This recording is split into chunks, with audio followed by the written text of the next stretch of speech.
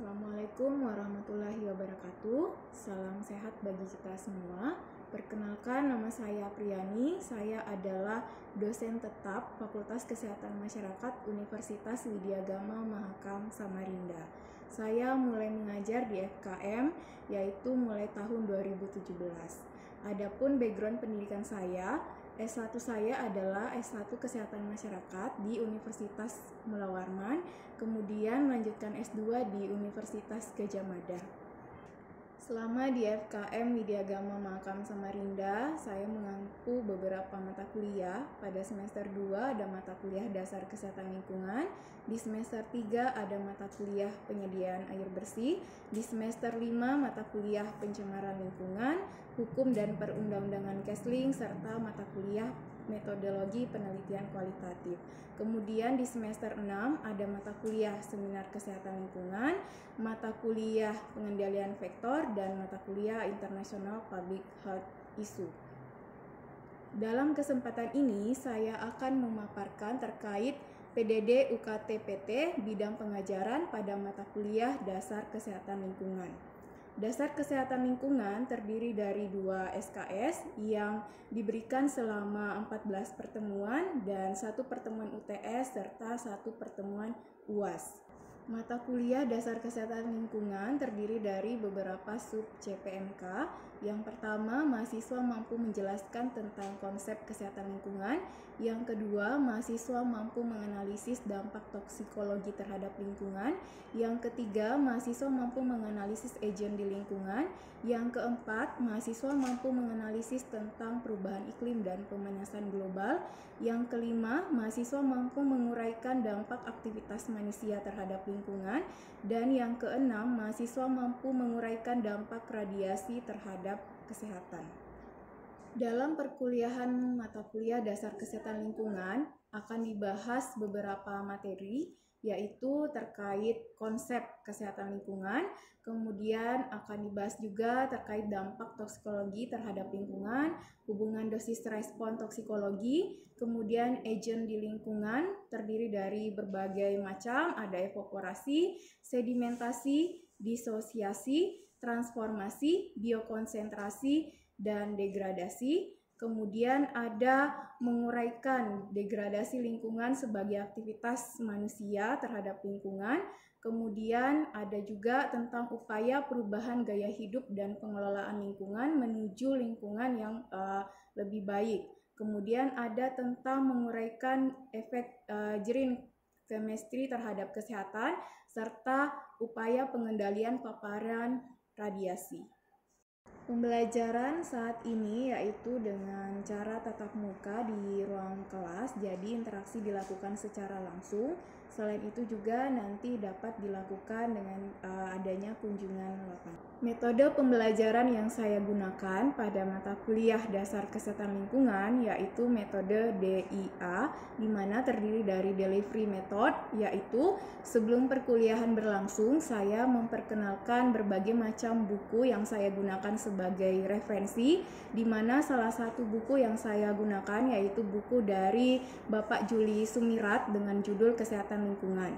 Kemudian mahasiswa juga saya himbau untuk selalu membaca jurnal-jurnal update terkait dengan kesehatan lingkungan serta perundang-undangan yang berkaitan dengan kesehatan lingkungan. Kemudian untuk interaction atau interaksi di dalam pada saat perkuliahan, dalam proses penyampaian materi yang saya lakukan, yaitu tidak selalu dalam metode ceramah dan tanya jawab di akhir, tapi pada saat pembelajaran berlangsung atau pada saat pertengahan pembelajaran, mahasiswa juga dapat memberikan pertanyaan jika misalnya pada saat penyampaian materi ada beberapa hal yang kurang dipahami. Kemudian pada perkuliahan saya juga biasanya memberikan kuis pada mahasiswa. Kuis bisa saya berikan baik di awal ataupun di akhir perkuliahan, di mana kuis ini adalah merupakan nilai tambah bagi mahasiswa sehingga nanti bisa menambah poin mereka pada saat penilaian akhir. Kemudian untuk assessment, sebelum tahap perkuliahan dimulai, biasanya saya akan memaparkan terkait dengan kontrak perkuliahan, di mana kontrak perkuliahan itu nanti akan dibahas beberapa hal. Salah satunya adalah terkait penilaian. Jadi untuk penilaian, bobotnya untuk UAS sebesar 50%, kemudian untuk UTS sebesar 30%, dan untuk tugas sebesar 20%. Namun selain dari penilaian tadi, saya ada penilaian tambahan di mana terdiri dari kuis, kemudian ada kehadiran dan keaktifan di kelas pada saat proses perkuliahan, termasuk proses diskusi kelompok. Adapun cuplikan pengajaran saya pada mata kuliah Dasar Kesehatan Lingkungan dapat disimak sebagai berikut. Jadi untuk hari ini adalah pertemuan pertama kita ya untuk mata kuliah Dasar Kesehatan Lingkungan. Dan sebelum kita memulai perkuliahan hari ini, silakan berdoa dulu menurut agama dan kepercayaan masing-masing. Satu orang minta tolong untuk dipimpin doanya. Jadi sebelum kita memulai perkuliahan pada hari ini, mari kita berdoa menurut agama dan kepercayaan masing-masing. Berdoa.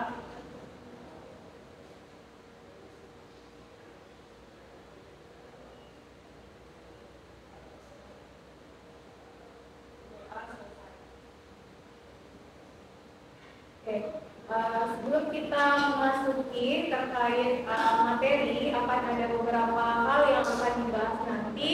Salah satunya itu mengenai kontrak perkuliahan, karena ini masih pertemuan awal. Sebelum kita membahas mengenai kontrak kuliah, saya akan absen dulu ya. Abiel belum datang. Claudia, Dewi Amon, Anita, Herlina, Levi, gitu ya. Nabila, Patricia, Cindy,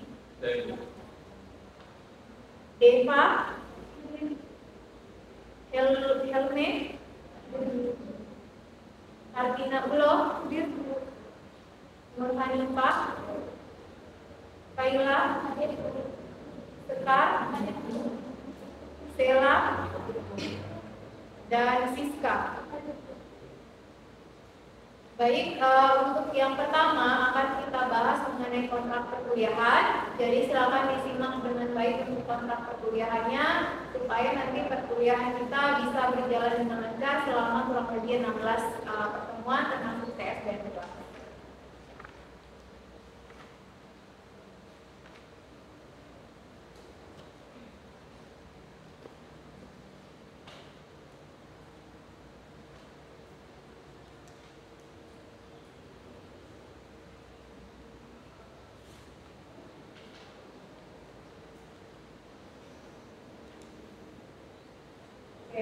Jadi untuk kontrak perkuliahan, ya, untuk kontrak perkuliahan ada beberapa poin. Salah satunya adalah terkait dengan penilaian. Jadi di sini bisa terlihat di slide itu ada 3 poin penting untuk penilaian, yaitu UAS, UTS, dan tugas.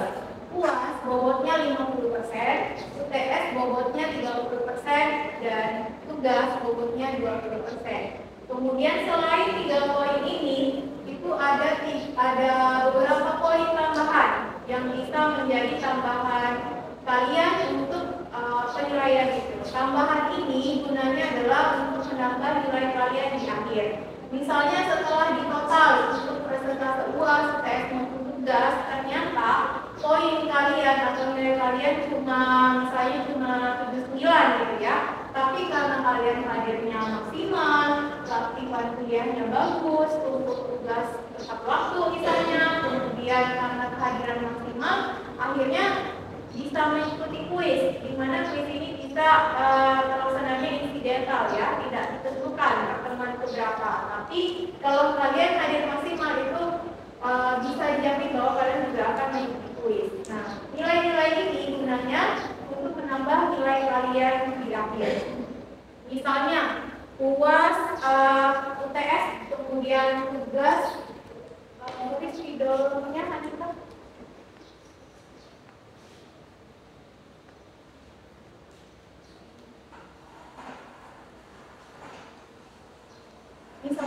berapa di total gitu ya, total UAS, kemudian kelas UTS, kemudian kelas tugas. Ini cuma 79, 78 lah. 78 itu grade-nya apa hurufnya? B. B apa? B plus ya. Untuk mendapatkan nilai A itu minimal angkanya berapa?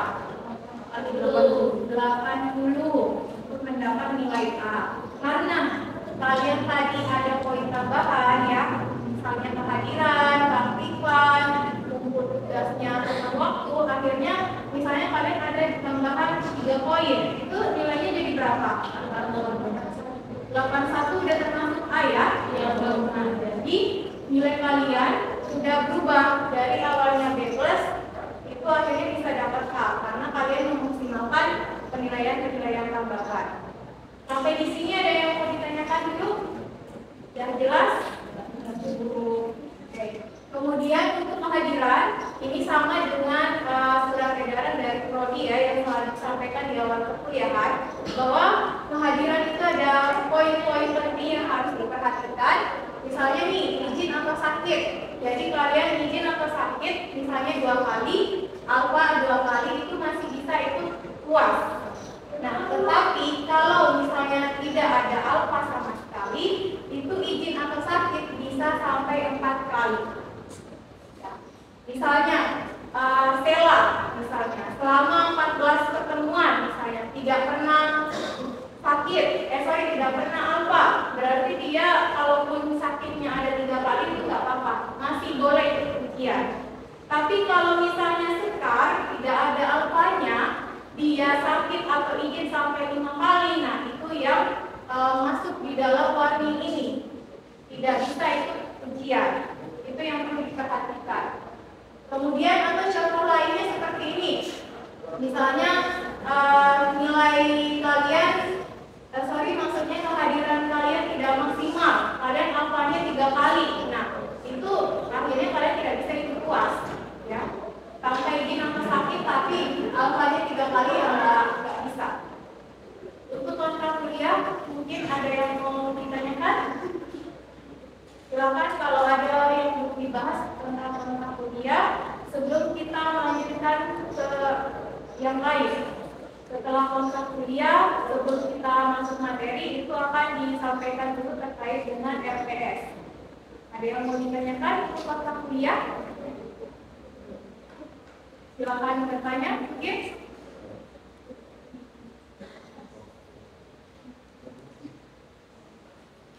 Baik, ada yang mau ditanyakan kontrak kuliah? Ya, silakan ini namanya dulu, pertanyaannya. Saya Rini Rawansyah, Oke.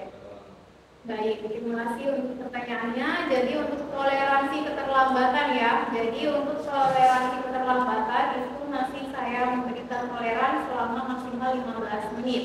Jadi selama 15 menit di awal kalian masih dianggap hadir. Jika hadirnya misalnya menit ke 10, menit ke 12 gitu ya. Pokoknya sampai menit ke 15. Kalau sudah lewat misalnya ke 20, menit ke 20 kalian baru datang, nah itu yang jadi pertanyaan, kalian dianggap tidak hadir. Walaupun mengikuti perkuliahan masih saya perbolehkan. Cuma untuk absensinya nanti yang dianggap tidak hadir.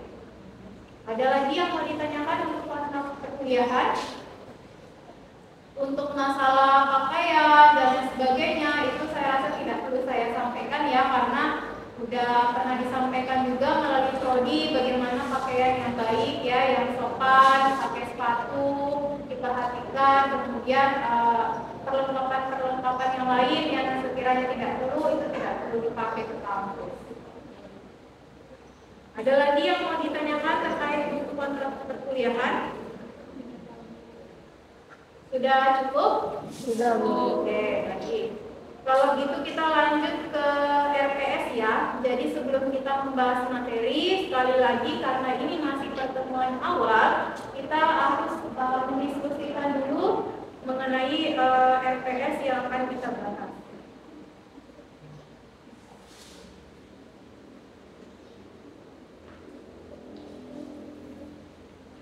Bisa terlihat tulisannya?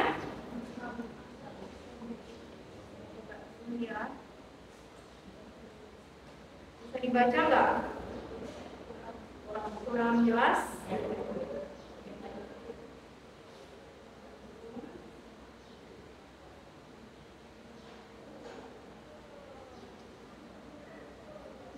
Belum.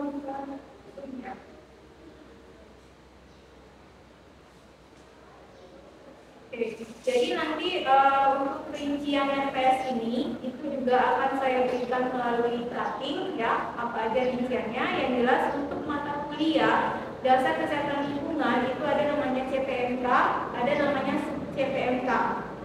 Jadi untuk CPMK-nya sendiri itu harapannya setelah menempuh mata kuliah dasar Kesling, mahasiswa mampu menganalisis tentang konsep pentingnya menjaga kesehatan lingkungan dari berbagai aktivitas atau kegiatan manusia serta dampak perubahan iklim dan pemanasan global terhadap lingkungan.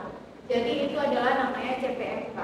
Sasarannya adalah mahasiswa yang mengambil mata kuliah dasar Kesling.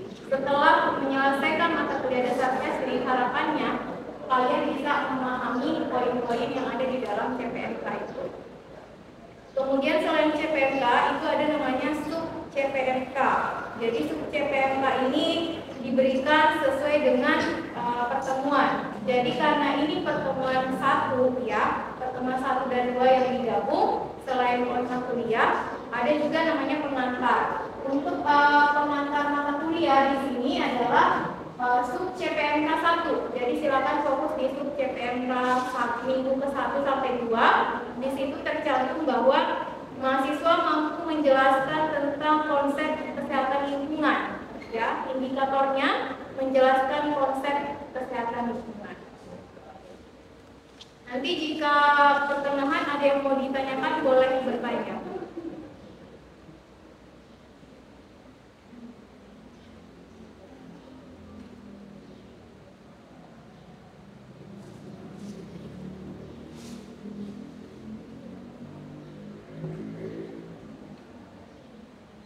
Nanti pertemuan berikutnya mengikuti ya untuk sub CPMK. Jadi pada saat pertemuan ketiga, pertemuan keempat, kita akan membahas sub CPMK yang lain.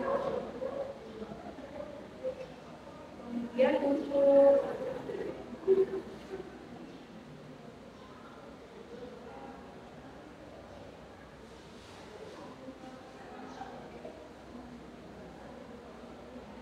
materi hari ini terkait kita menyelesaikan dengan sub CPMK 1 ya, di mana sub CPMK 1 adalah di rumah, lingkungan rumah. Kalian ada di tempat umum, itu juga berinteraksi dengan lingkungan. Kesehatan seseorang dapat dipengaruhi oleh lingkungannya. Jadi masyarakat atau manusia itu bisa dipengaruhi kesehatannya dari lingkungan di mana dia berada. Ada yang bisa memberikan contoh lingkungan yang seperti apa yang bisa membuat orang yang awalnya sakit dia bisa mungkin jadi kurang sehat atau kurang fit. Lingkungan yang bagaimana kira-kira contohnya? Ada yang bisa berikan contoh? Lingkungan yang seperti apa? Contohnya? Silakan menyebutkan namanya, kemudian menyampaikan salah satu contohnya.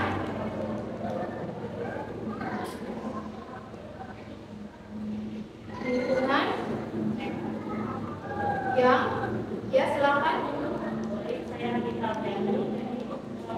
contohnya itu bagian sekitar rumah yang banyak sampahnya itu kan jadi dalam rumah jadi bisa menyebabkan jauh. Oke, baik. Terima kasih untuk disampaikan poinnya. Ada lagi pendapat lain?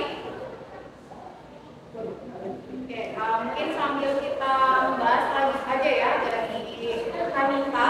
Jadi salah satu contoh lingkungan yang bisa berpengaruh terhadap kesehatan seseorang, salah satunya adalah jika lingkungan itu banyak sampah misalnya. Nah, itu bisa mengakibatkan misalnya adanya vektor ya seperti lalat. Nanti lalat itu tersampah, kemudian nanti bisa hinggap ke makanan kalian atau minuman kalian, bahkan melalui sedotan gitu ya. Terus kalian minum atau kalian makan, bahkan tanpa cuci tangan.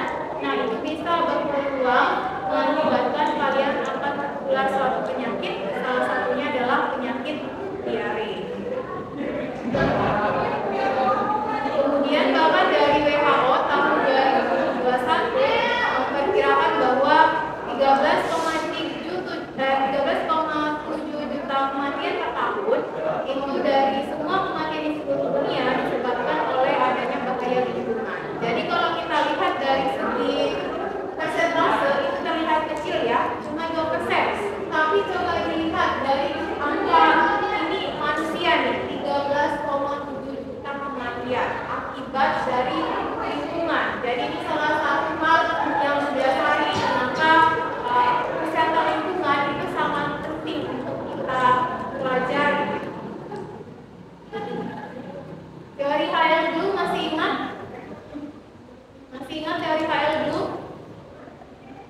Ya, harapannya masih ingat ya, teori Heilbrook itu membahas tentang faktor yang dapat mempengaruhi derajat kesehatan masyarakat.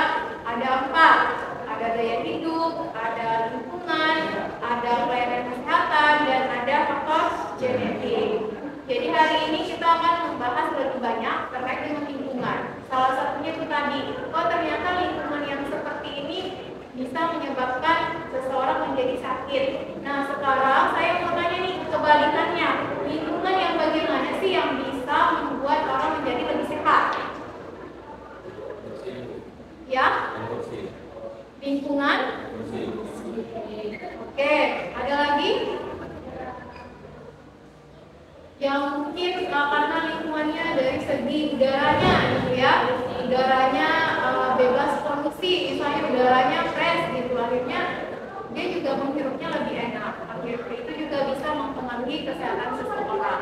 Atau kebalikan dari yang disampaikan oleh temannya tadi, bahwa lingkungan banyak sampah, kita balik, lingkungan itu tidak ada sampah, bersih gitu. Jadi orang yang ada di situ itu bisa juga dipengaruhi, dia bisa lebih sehat dibandingkan dengan orang yang berada di lingkungan yang banyak sampah itu tadi. Sampai di sini ada yang mau ditanyakan dulu sebelum kita lanjut? Ada yang mau ditanyakan? Oke, mungkin kita lanjut ya membahas tentang konsep ekologi.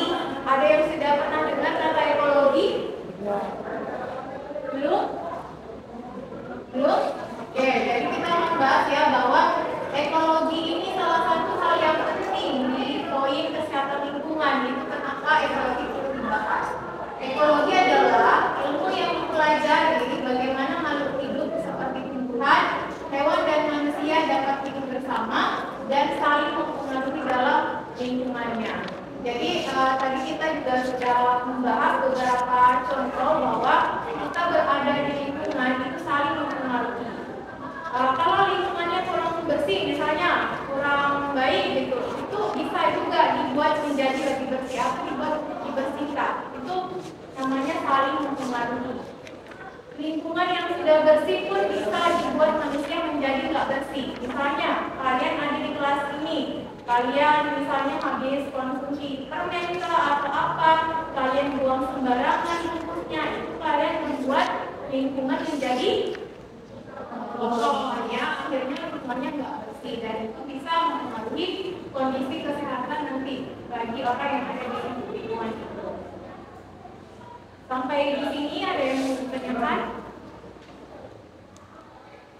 Sebelum kita masuk ke definisi kesehatan lingkungan, jika tidak ada, kita lanjut ya. Berdasarkan PPRI nomor 66 tahun 2014, dicetuskan bahwa kesehatan lingkungan adalah upaya pencegahan penyakit dan atau gangguan kesehatan dari faktor resiko lingkungan untuk mewujudkan kualitas lingkungan yang sehat, baik dari aspek fisik, kimia, biologi maupun sosial. Jadi kita sudah membahas mengenai definisi dan kita akan membahas mengenai ruang lingkup kesehatan lingkungan.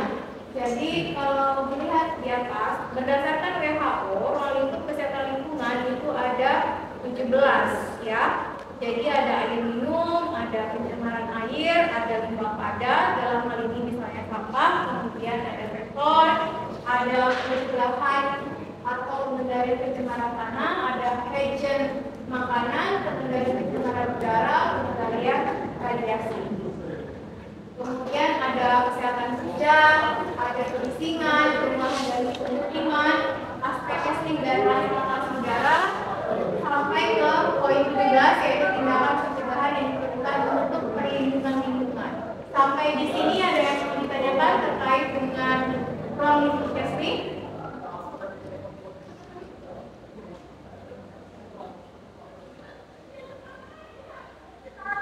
Silakan bagi yang ingin bertanya, bisa disebutkan nama dan pertanyaannya apa. Dari 17 poin ini mungkin ada kata yang menurut kalian masih baru kalian dengar hari ini sehingga masih kurang paham maksud dari kata tersebut, misalnya silakan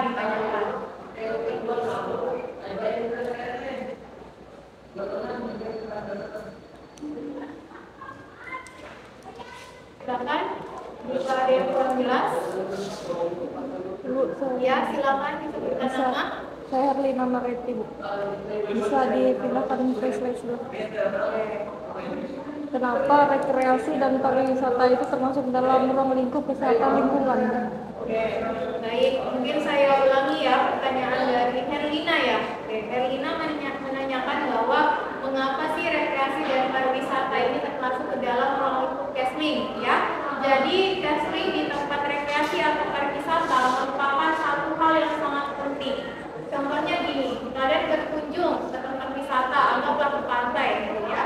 Pada saat kalian ke pantai, tapi ternyata pantai yang kalian datangi itu sampahnya berserakan, tidak ada tempat sampah disediakan, kalian butuh toiletnya ada tapi tidak bersih misalnya, atau mungkin akhirnya karena sampah berserakan jadi ada bau-bau yang kurang enak ya.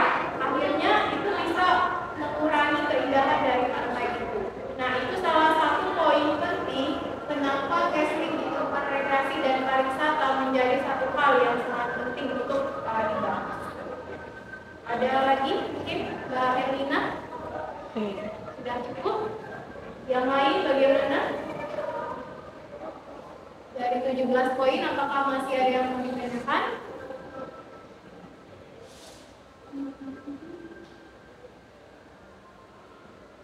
Sudah pas? Sudah cukup paham semua? Jadi nanti di pertemuan-pertemuan yang lain itu akan kita bahas ya. Coba kita bahas satu persatu bagaimana sih Kesling rekreasi yang seperti ditanyakan oleh Mbak Herlina. Mungkin juga nanti akan kita bahas tentang pengendalian vektor, tentang hygiene makanan yang bagus itu seperti apa. Jika sudah tidak ada yang ingin ditanyakan, untuk perkuliahan hari ini saya akhiri. Saya ucapkan terima kasih atas kehadiran dan perhatiannya. Assalamualaikum warahmatullahi wabarakatuh. Selamat